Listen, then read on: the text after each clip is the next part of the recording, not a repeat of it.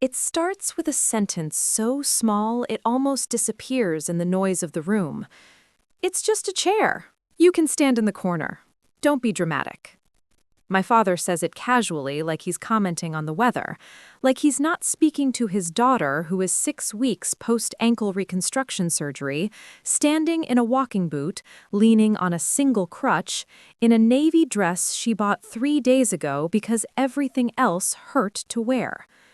There are 53 guests in the room, 53 witnesses.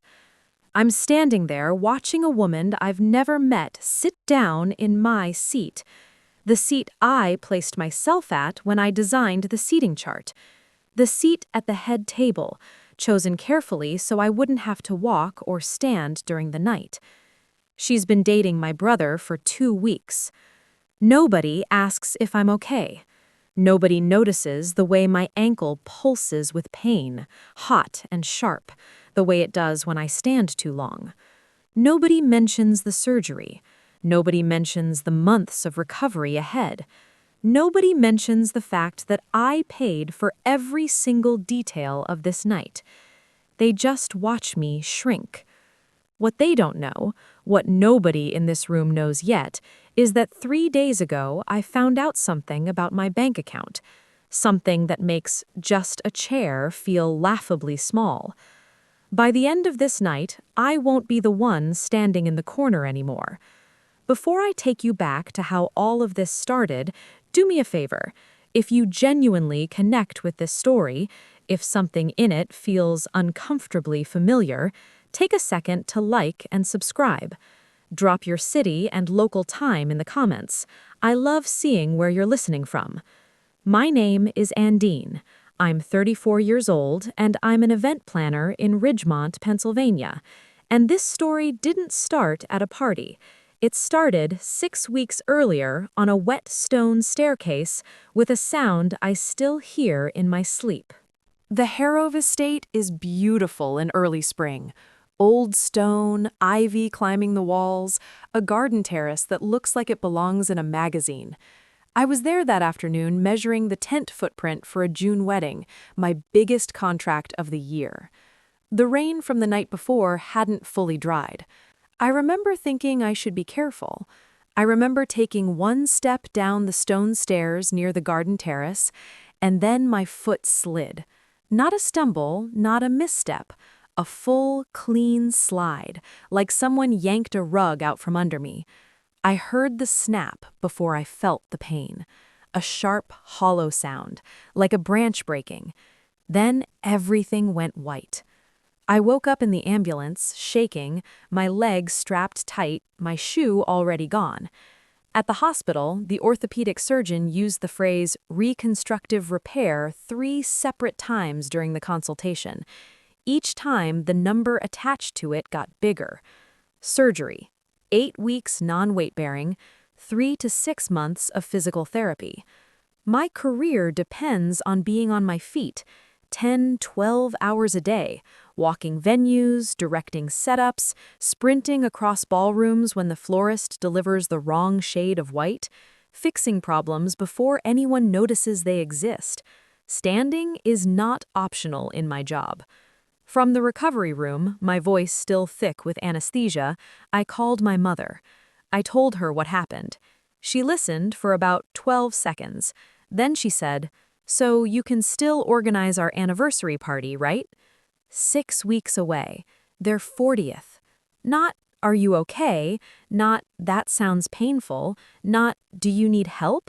Just the party. "Yeah, Mom," I said, "I can still do the party." "Good," she replied. "Your father's been looking forward to it." Then she hung up. I stared at the ceiling tiles, still numb from the waist down. A nurse came in to check my IV.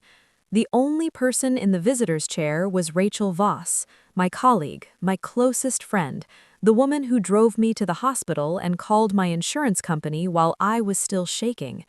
No one from my family came that day. Not that afternoon, not the next day, not once during my entire recovery. Rachel brought me soup on day 3. My mother sent a text on day 5. Don't forget, the caterer needs the final head count by the 20th. Here's the thing about being the responsible child. Nobody ever asks how you became responsible. They just expect it, like gravity, like weather. 3 years earlier, my parents were 3 months behind on their condo rent. My father, Gerald, had just been laid off from the paper mill outside Ridgemont. My mother, Maureen, has never worked a paying job in her life. The eviction papers came on a Tuesday. By Friday, I had bought the condo. Cash. $87,000 from my savings. I put my name on the deed. Set up a lease. $400 a month. Market rate was $1,400. I also opened a joint savings account, my name and my father's, so they could access funds in a genuine emergency. I seeded it with $22,000, my physical therapy reserve, my safety net. In 3 years, my parents paid rent on time exactly 0 months out of 36. Every emergency withdrawal went to the same place. My brother, Brent. Brent's car repairs, Brent's speeding tickets, Brent's bail after his second DUI. Last month, my mother called asking for $3,200. The water heater's shot, she said. It'll freeze. I transferred the money within the hour. 2 weeks later, my father casually mentioned the water heater had been working fine all winter. That's when something shifted. I didn't confront them. I didn't have the energy.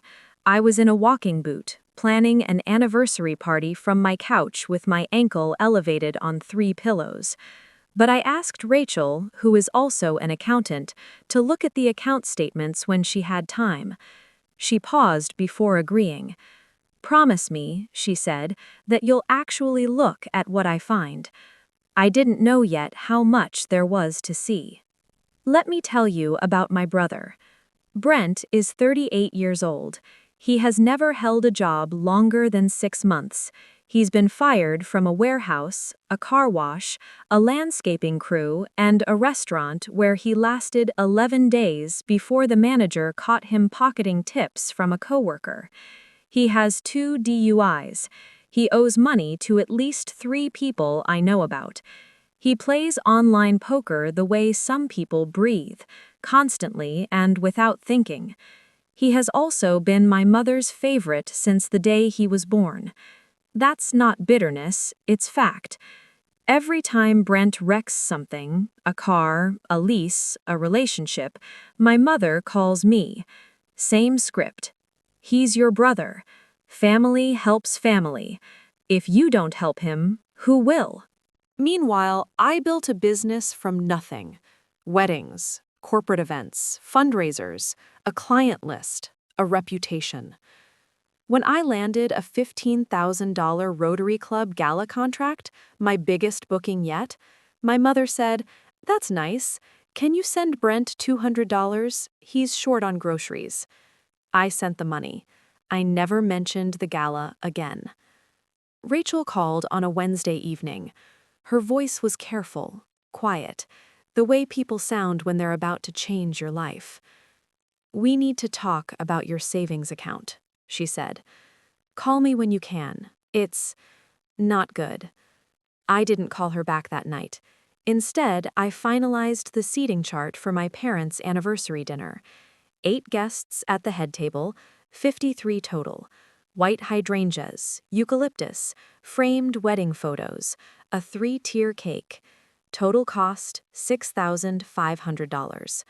All mine. Every day, my mother called with new instructions. Change the font, add the Lombardis, switch salmon to prime rib. Never once did she ask about my ankle. I told myself this was the last big thing I'd do for them.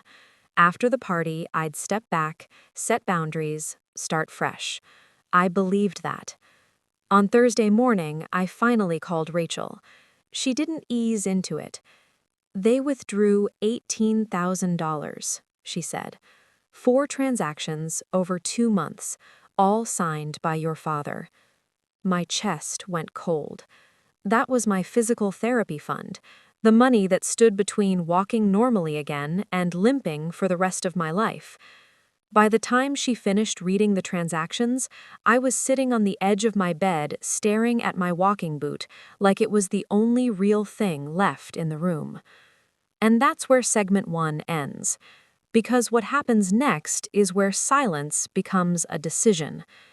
If this story already feels heavy, if you recognize the pattern, being the fixer, the payer, the one who always moves, you are not alone. Like and subscribe, and comment your city and local time. I read every single one. And tell me this, have you ever been the responsible one who paid the price for everyone else's mistakes? When Rachel finishes reading the numbers, she doesn't rush to fill the silence. She lets it sit. That's the kind of friend she is, the kind who understands that some information needs space to land. I sit on the edge of my bed, phone on speaker, staring at the walking boot strapped to my leg like a reminder I didn't ask for. Rachel, I finally say, that account was for emergencies. I know. I put my dad on it in case something happened to me. I know. The words feel stupid now, like I'm explaining a rule that never mattered. She reads the transactions again, slower this time, like she's laying evidence on a table.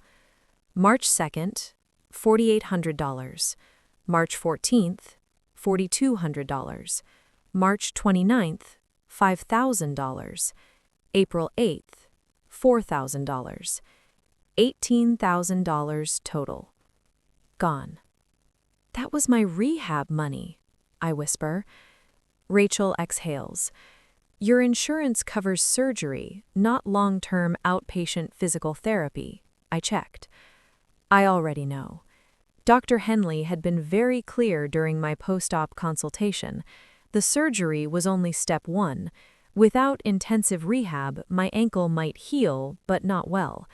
Best case, chronic pain. Worst case, permanent limitation. You don't just limp, he'd said. You compensate. Hips, knees, back. It becomes a chain reaction. My entire career exists on that chain.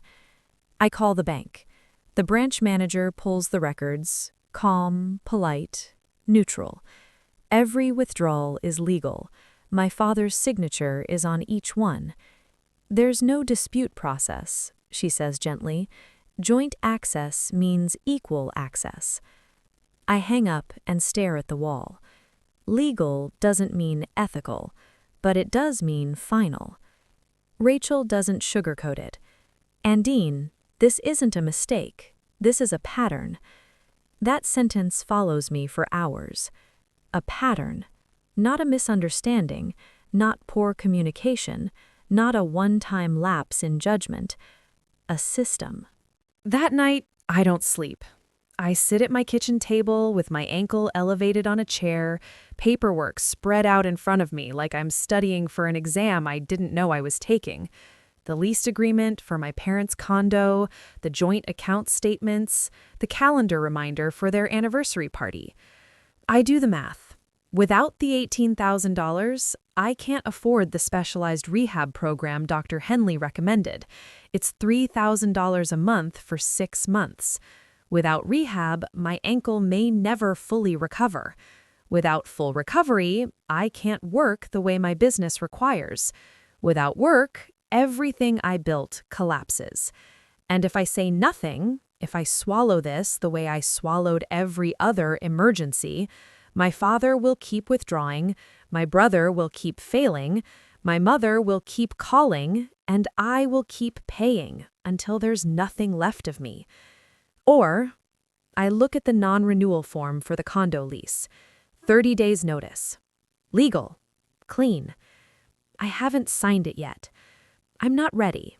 Not because I'm unsure, because I need to hear them lie to my face. I call my mother Sunday morning, 3 days before the party. She answers on the 3rd ring. What's wrong now? She says, already defensive. I need to ask you something about the savings account. 3 seconds of silence. What about it? $18,000 is gone. 4 withdrawals. Dad signed all of them. Another pause. Then her tone shifts. Smooth. Practiced. We borrowed it. 2 words. Borrowed it. You were going to tell me? I ask. Yes, we've just been busy. It's been 2 months, Mom. Things have been stressful. Where did the money go? Bills, she says. The water heater. Expenses. Life is expensive. The water heater Dad told me was working fine? Silence. And $4,200 to Ridgemont Pawn and Trade? That's when the voice changes. Not smooth anymore. Sharp. Are you spying on us now? I'm reading my bank statement.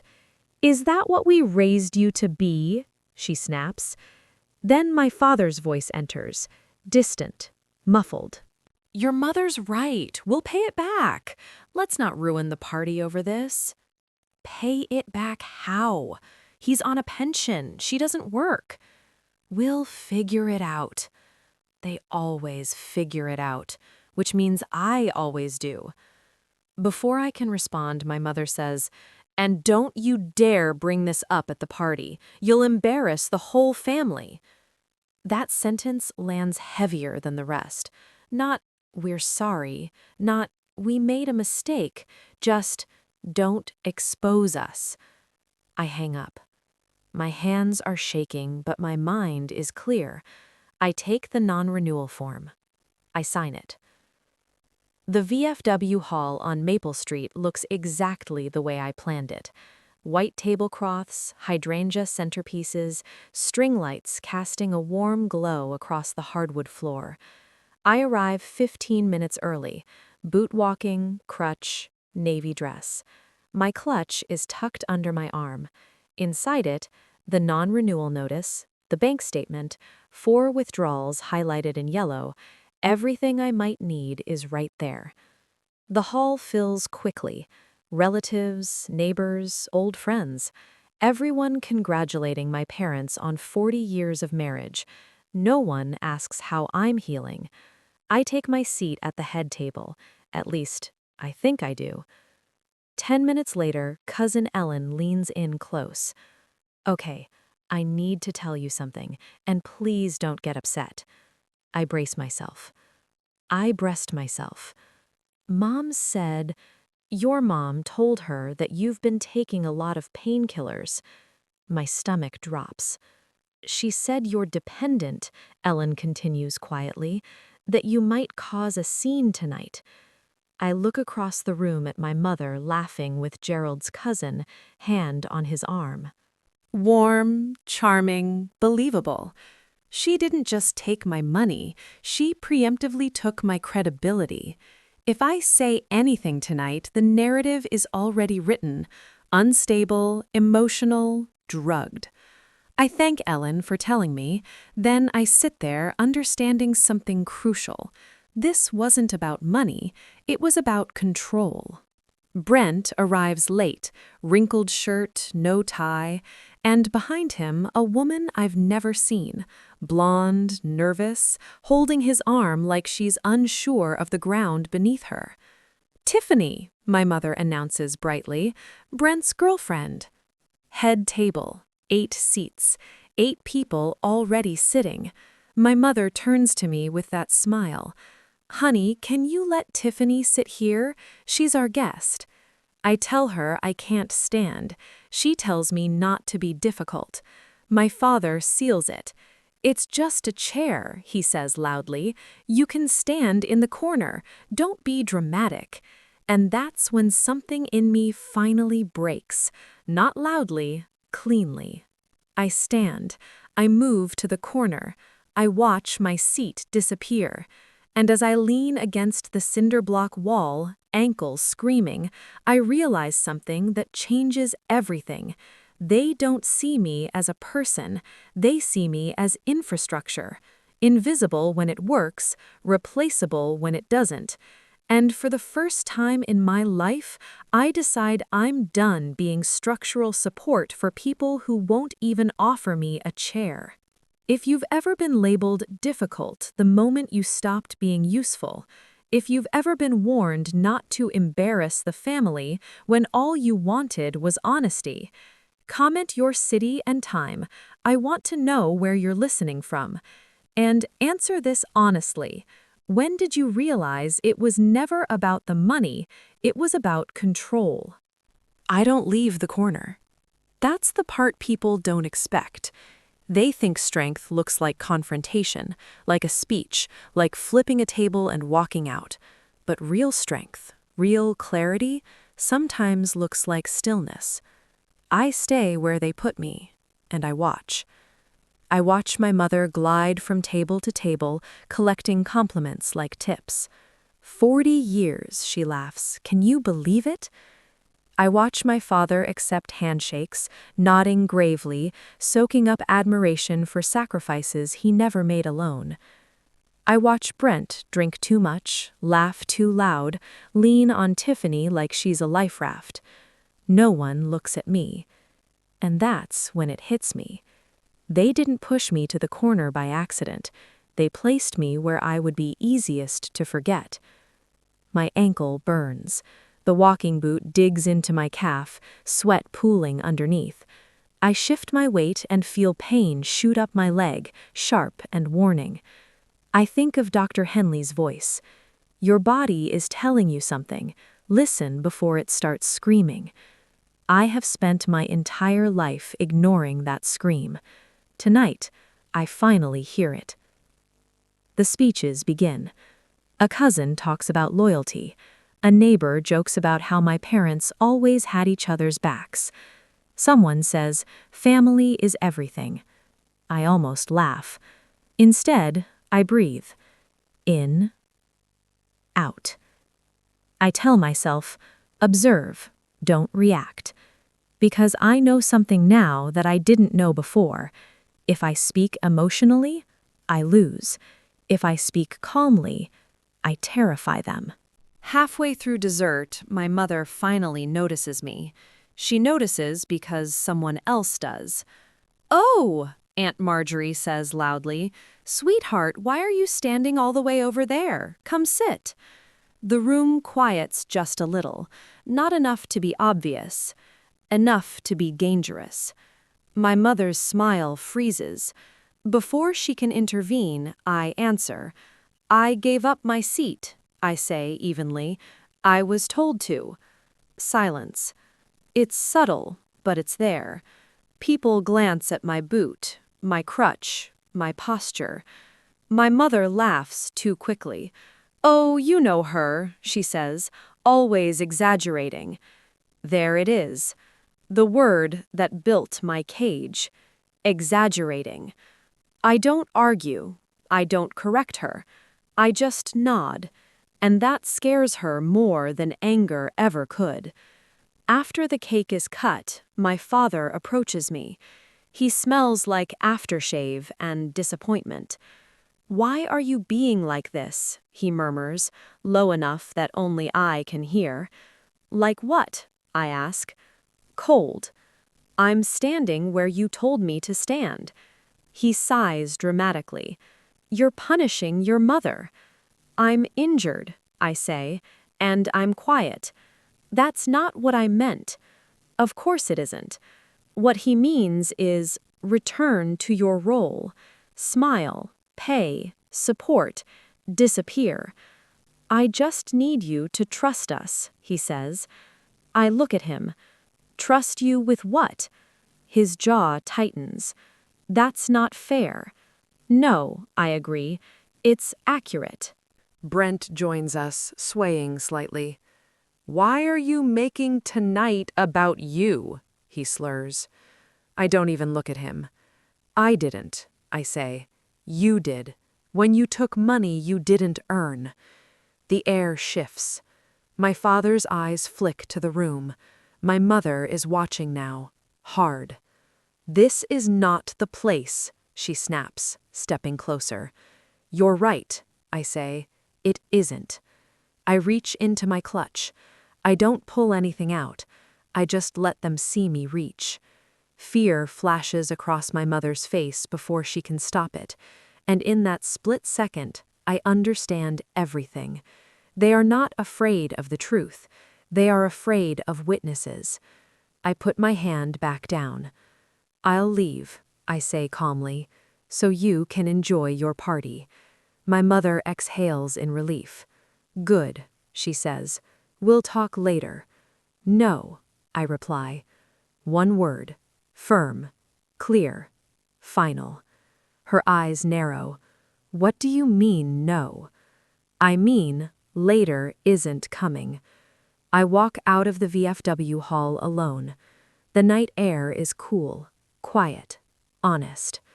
Every step hurts, but every step is mine. At home, I don't cry. I ice my ankle, I elevate my leg. I open my laptop, and I start protecting myself the way no one ever did. I remove my father from the joint account. I transfer what's left. I set new passwords. I email the condo management company. Please confirm receipt of the non-renewal notice. Then I do the hardest thing of all. I open a blank document. At the top, I type, "Boundaries." Underneath it, I write, "No financial support without written agreement. No access to my accounts. No conversations where my pain is minimized. No family events where my body is treated as an inconvenience." I stare at the list. My hands are steady. This is what healing looks like. Not forgiveness, clarity. The backlash starts the next morning. Voicemails, texts, missed calls. My mother cries. My father lectures. Brent threatens. "You're tearing this family apart." I listen to every message once. Then I archive them. Not delete, archive. Because I'm not erasing my past. I'm refusing to relive it. That afternoon, Rachel comes over with groceries. She sees the list on the counter. She doesn't ask questions. She just nods. "This is overdue," she says. I smile for the first time in days. Later that night, I receive an email from the condo management company. Non-renewal confirmed. I forward it to my parents. No explanation, no emotion, just fact. Minutes later, my phone rings. I don't answer. For the first time in my life, I let silence do the talking. If you've ever stayed quiet to keep the peace, if you've ever been told you were too much the moment you asked for basic respect, comment, "I choose clarity," if this part hit home. And ask yourself this: what would change if you stopped negotiating your worth? Silence doesn't scare them at first. They think it's a phase. They think I'll cool down, apologize, crawl back into position like I always have. So the first tactic is patience. 3 days pass, then 5, then a week. No calls, no messages, no concern. And for a moment, just a moment, I wonder if I imagined everything. That's how conditioning works. You're trained to doubt yourself the moment the noise stops. The second tactic arrives disguised as kindness. A card appears in my mailbox. No return address. Inside, a handwritten note from my mother. "We love you. We don't understand what's happening to you, but we forgive you." Forgive me? I sit at my kitchen table holding that card like it's something radioactive. Forgiveness without accountability isn't mercy, it's control. 2 days later, the third tactic hits: community pressure. My phone lights up with a number I don't recognize. It's Pastor Williams. I heard you've been going through something, he says gently. Family disagreements can turn ugly when pride gets involved. I close my eyes. They didn't just spread a story, they curated one. One where they are worried parents, one where I am confused, injured, unstable, one where my boundaries are cruelty. I'm not angry, I say calmly. I'm protecting myself. A pause. Well, he replies, sometimes protection looks like punishment to others. And there it is, the message beneath every guilt trip I've ever swallowed. Your safety makes us uncomfortable. The fourth tactic is fear. A letter from an attorney arrives. Not a lawsuit, a warning. My parents are concerned about the condo lease and request clarification regarding my intentions. I read it twice. Then I laugh. Not because it's funny, because it's empty. They have no leverage left. They're just making noise to see if I'll flinch. I don't. Rehab starts the following Monday. The clinic smells like disinfectant and determination. My physical therapist, Lena, doesn't ask about my family. She asks about my goals. What do you want your body to be able to do again? I don't hesitate. Trust itself, I say. She smiles. Then we'll work on strength, not just movement. Every session hurts, but the pain is honest. It doesn't manipulate. It doesn't lie. It doesn't pretend to love me while draining me dry. Pain that leads to healing is different. I welcome it.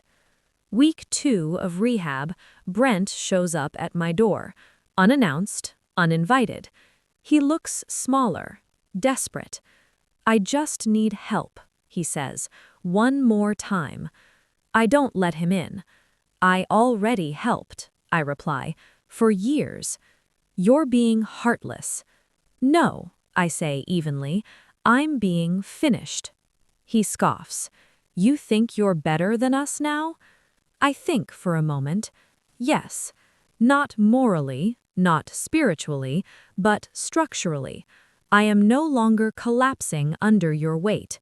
He leaves angry. He leaves empty-handed. He leaves powerless. The guilt comes in waves. Late at night. Quiet moments. Memories of birthdays I paid for. Holidays I organized. Crises I solved. I grieve the version of me who believed love meant endurance.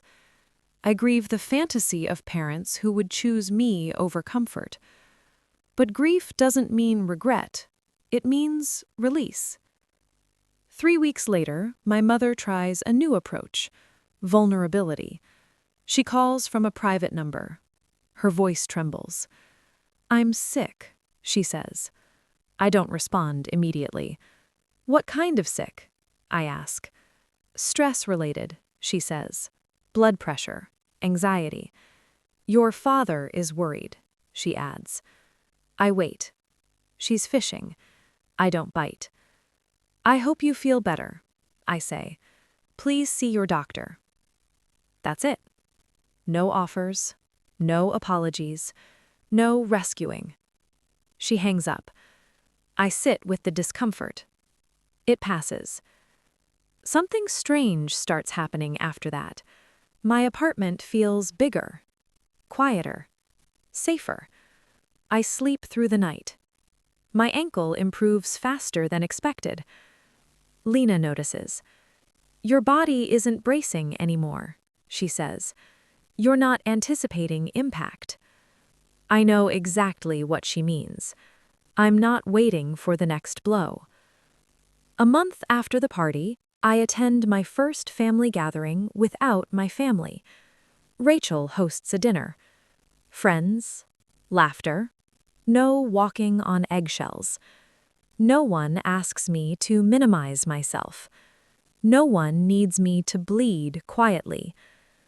I realize something, terrifying and beautiful. I am not lonely. I was isolated before. This is different. The final tactic arrives quietly. An envelope under my door. Inside, the condo keys. No note, no explanation, just metal and silence. I understand immediately. They moved. Without telling me, without thanking me, without acknowledging the years I carried them. And for the first time, it doesn't hurt. Because closure doesn't come from them. It comes from me. I take the keys, I put them in a drawer, I close it, and I never open it again. If you've ever mistaken guilt for love, if you've ever been punished for choosing peace, comment, "I stopped feeding them," if this resonated. And remember, you don't have to burn bridges when you can simply stop crossing them. The first morning I wake up without dread, it feels wrong. No tight chest, no mental inventory of other people's needs, no rehearsed apologies waiting behind my teeth. Just quiet. For a few seconds, I lie there, suspicious of it. Because when chaos has been your baseline, peace feels unfamiliar, almost unsafe. Then I stretch my leg. My ankle still aches, but the pain is softer now, cooperative, healing. I breathe, and I realize something monumental has happened. Nothing bad followed my boundaries. Rehab ends in late summer. Lena clears me for full activity with one warning. "You're strong again," she says, tapping my chart, "but promise me something." "What?" "Don't go back to environments that require you to brace." "I promise." And I mean it. Work changes after that, not because I hustle harder, but because I stop bleeding energy into places that never paid me back. I raise my rates, I shorten my availability. I stop apologizing for being efficient, competent, and direct. Clients respect me more, not less. That surprises me, until it doesn't.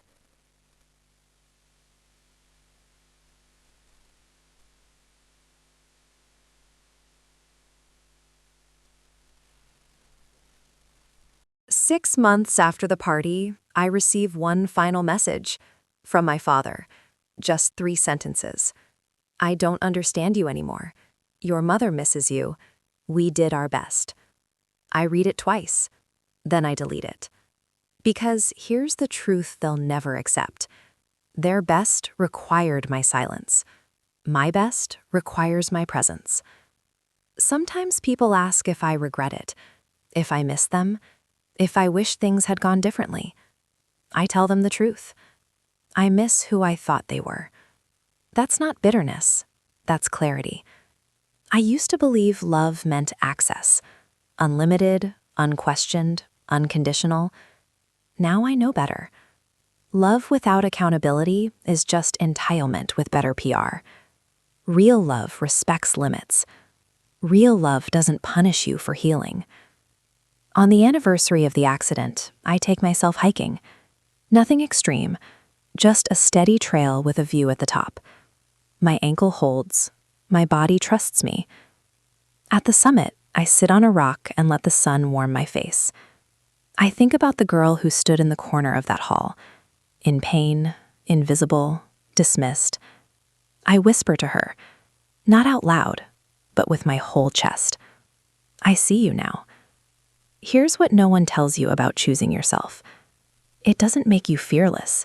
It makes you free enough to feel fear and move anyway. It doesn't erase grief. It just stops grief from owning you. And it doesn't guarantee approval, but it guarantees something far more valuable: self-respect that doesn't expire. If you're listening to this and wondering whether it's too late, it's not.